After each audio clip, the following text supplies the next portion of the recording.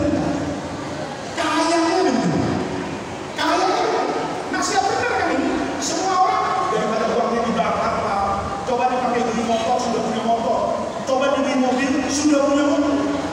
Maka yang merokok itu kebetulan alim. Maka jangan main-main sama orang alim. Hati-hati. Kata orang alim yang bukan saya yang merokok. Kata orang alim yang merokok, nanya sama yang tidak merokok. Bapak sendiri pernah merokok? Enggak. Usia berapa sekarang? Hampir 70. Sehat dan merokok. Dia betul. Bapak 70 tahun dan merokok. Enggak. Kok masih naik angkot? Tadi katanya kalau berhenti ngerokok bisa begini apa itu? Itu teori. Dipakai kemana saja. Itu beres. Tapi tidak pada Al-Quran. Ada orang mau pakai teori yang disingkat cerita. Teori ini dipakai untuk menentukan Quran. Ini ada orang ahli filsafat ingin menentukan dalam Quran. Dia buka Quran. Sudah depan kan panjang-panjang. Kita tawahin dulu. Akhirnya buka yang belakang di tempat pendek-pendek. Nemu surah Al-Masad kabarnya Abi Lahab buatan dibaca. Ini ada orang namanya Abu Lahab. Kata Quran orang ini masuk neraka. Abu Lahab itu siapa? Paman Nabi. Hidupnya apa? Setiap Nabi ngomong A, Abu Lahab pasti ngomong B. Kalau Nabi ngomong B, Abu Lahab ngomong C. Hidupnya apa? Abu Lahab itu menjadi musuh Rasulullah yang terpanjang. Karena sampai selesai perang Uhud, ahli sejarah menyatakan Abu Lahab masih hayy yurzaq di Mekah masih sehat. Jadi ya, maka dia berpikir Abu Lahab ini sampai selesai perang Uhud, sampai menjelang perang Khandaq, katakan tahun kelima Hijriah itu masih hidup. Nabi dakwah di Mekah, itu 12 tahun sekian bulan. Katakan sempurnakan dengan 5 tahun jadi 18 tahun. Surah Tabbat Yadain disepakati oleh ulama termasuk surah yang pertama kali turun kepada Nabi. Nabi yang dapat Iqra bismika alladzi khalaq, surah terus kemudian Nur wal qalam wa ma yasturun al-qalam, kemudian ya ayyuhal muzammil, kemudian ya ayyuhal mudaththir, kemudian Al-Fatihah, kemudian surah Tabbat Yadain. Jadi 3 tahun Nabi dengar surah itu. Kata orang tadi berarti setelah surah ini turun, Abu Lahab itu masih hidup hampir 15 tahun. Pekerjaan Abu Lahab apa? Kalau Nabi ngomong A, dia ngomong B. Kata orang ini, kalau pakai teori falsifikasi, harusnya dengan mudah Abu Lahab menghancurkan dakwah Nabi di Mekah. Gimana cara? Nabi bilang, saudara-saudara, paman saya Abu Lahab ini masuk neraka. Sampai mati kafir kepada Allah. Abu Lahab dengar gitu, kan bisa saja kalau menghancurkan Nabi. Tinggal pidato aja. Saudara-saudara, kata ponakan saya Muhammad, saya itu masuk neraka karena sampai mati saya tidak Islam. Saksikan ya, saya hari ini bersaksi bahwa Allah Tuhan saya, Muhammad utusan Allah, walaupun pura-pura. Ya pura-pura kan tidak apa-apa dia besok ya. Kemarin pura-pura PDI, sekarang masuk Demokrat kan tidak apa-apa. Kemarin warnanya hijau, sekarang kuning, putih kan sah-sah saja loh. Iya, tidak apa-apa. Untuk menjadi sesuatu itu berubah-ubah oleh saya. Kalau itu dilakukan, Abu Lahab kan itu dahsyat dari politisi PDIP sekarang. Abu Lahab itu dahsyat dari politisi Nasdem sekarang. Apa sulitnya buat Abu Lahab untuk berpikir hancurkan Muhammad masuk Islam? Bisa wasangkan juga. Iya, orangnya gimana ini?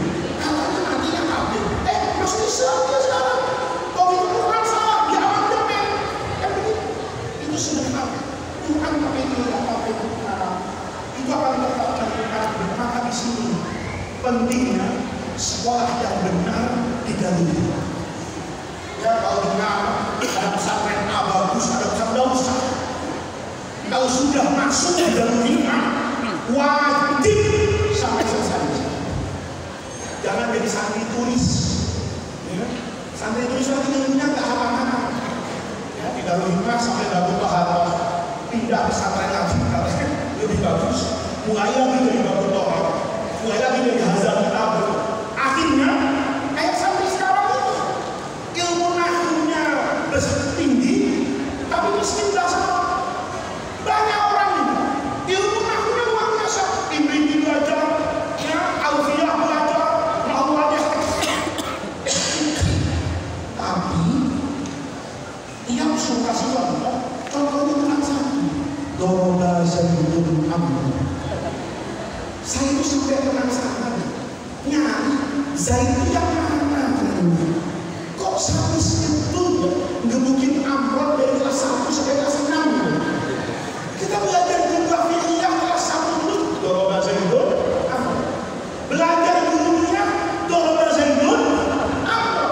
Sampai Alfiyah Doroba Zaidun Amr. Saya sampai penasaran mau nanya Amr itu yang mana? Kok bisa dikit-dikit Amr itu remaja itu? Coba lihat. Yang salah bukan Alfiyah, teman-teman diri. Coba belajar yang namanya badal di pesantren. Itu contohnya daerah akal tusana roksa. Benar kan? Di Darul Hikmah begitu, di Khairul Ummah yakin begitu, di Darul Rahman begitu.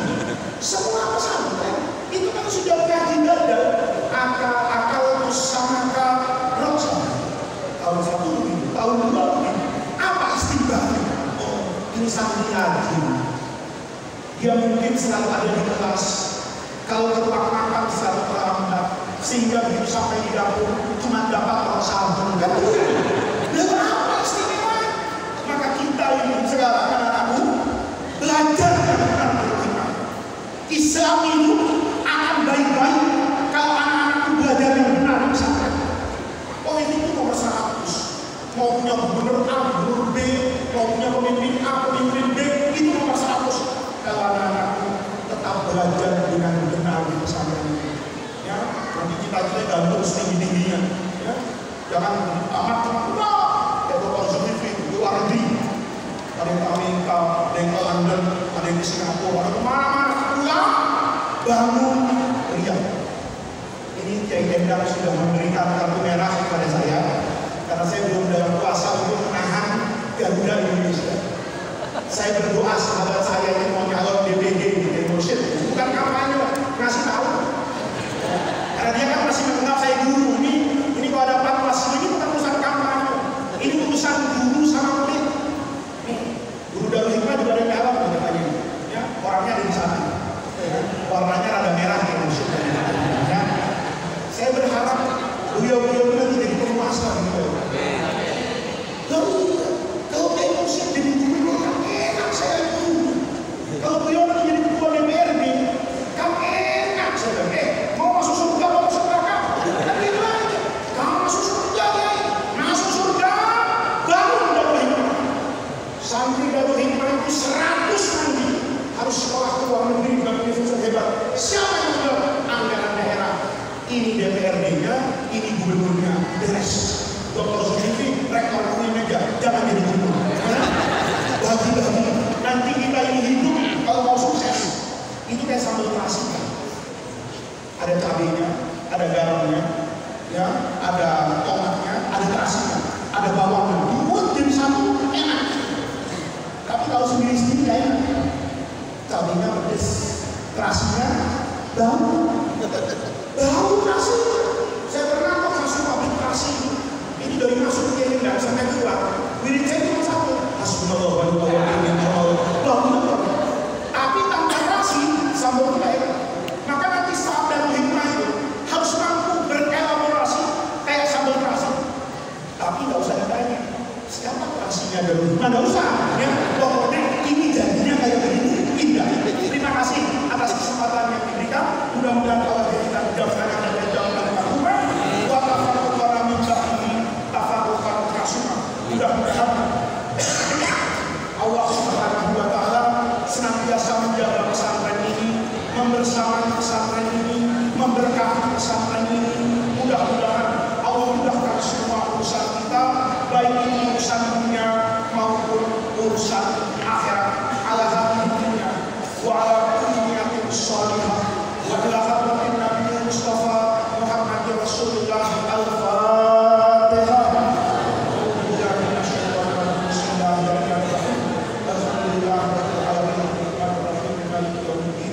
Iyyaka na'budu wa iyyaka nasta'in ihdinas siratal mustaqim siratal ladzina an'amta 'alaihim ghairil maghdubi 'alaihim waladdallin. Allahumma bil Fatihah amin wa bisirril Fatihah wa bi karamatil Fatihah wa bi mu'jizatil Fatihah wa bi jahi man unzilat 'alaihi Fatihah ya faridal hamd ya kashifal gham ya man yu'abdu yaghfir wa yarham. Allahumma inna nas'aluka wa natawajjahu ilaika bijahi nabiyyika Muhammadin sallallahu alaihi wasallam nabiyyir rahmah. Ya Muhammad ya Nabiyyir rahmah, inna tawajjahna bika ila rabbina fi qada'i hawaijina bi rahmatika ya arhamar rahimin. Ya arhamar rahimin irhamna ya arhamar rahimin irhamna ya arhamar rahimin irhamna. Rabbana atina min ladunka rahmah wa hayyi lana min amrina rasyada. Rabbana atina fid dunya hasanah wa fil akhirati hasanah wa qina adzabannar. Subhana rabbika rabbil izzati amma yasifun wa salamun alal mursalin walhamdulillahi rabbil alamin. Terima kasih dan mohon maaf. Wallahu muwaffiq ila aqwamit thoriq. Wassalamualaikum warahmatullahi wabarakatuh.